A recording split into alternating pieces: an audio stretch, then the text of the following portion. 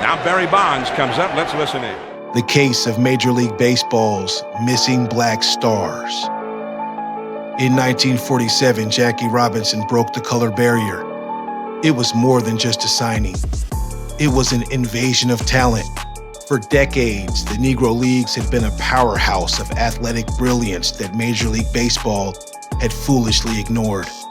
When the gates finally opened, a flood of black American players poured into the majors, changing the game forever. But that flood had slowed to a trickle. Today, we're asking a difficult question. After all that progress, why are black American players disappearing from America's pastime? The Golden Age. The integration of baseball didn't happen overnight, but by the 1970s, the impact was undeniable. The game was infused with a new style, a combination of power, blistering speed, and electrifying defense.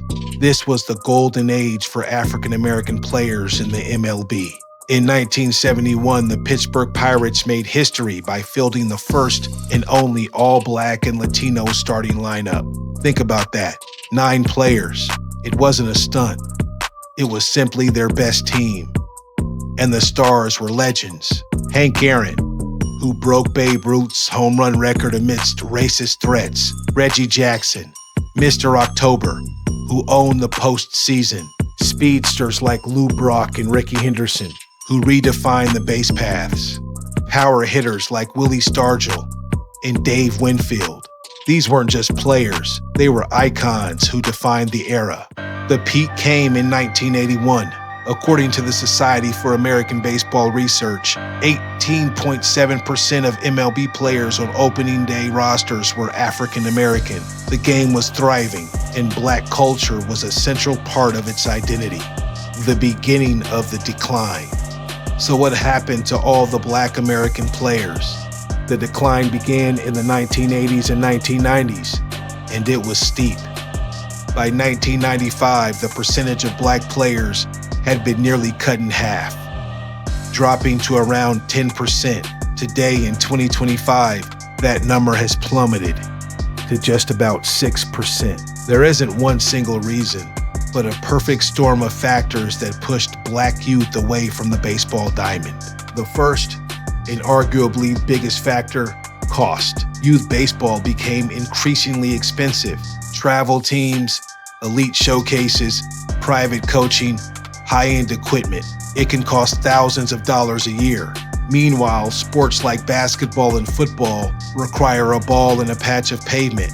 For many families in inner cities, the choice is economic.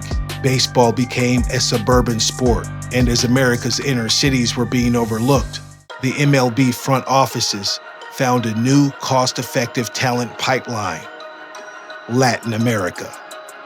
A shift in strategy. Starting in the 1980s, MLB teams invested heavily in baseball academies in countries like the Dominican Republic, Venezuela, and Puerto Rico. The economic reality was stark.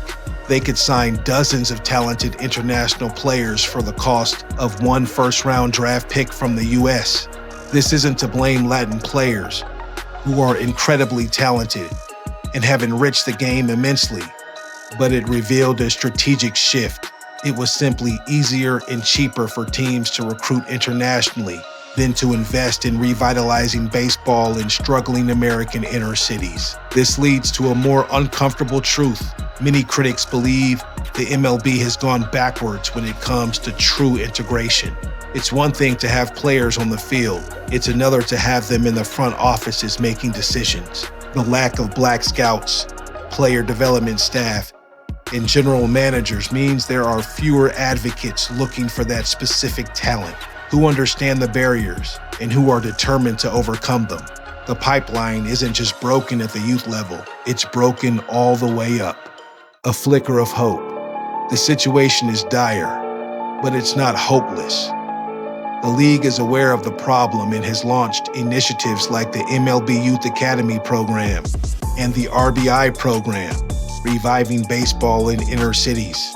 These efforts provide access to quality coaching, facilities, and equipment for underserved communities. And the current stars are doing their part. But is it enough? Reversing a decades-long trend requires more than just programs. It requires a fundamental recommitment. It needs a generation of Black kids to fall in love with the crack of the bat again, and for the league to meet them halfway by making the path affordable and accessible. Jackie Robinson didn't break the color barrier so that 6% of the league could look like him. He did it so that the best players in the world, regardless of race or background, could play on the same field. The question is, nearly 80 years later, is the MLB living up to that ideal?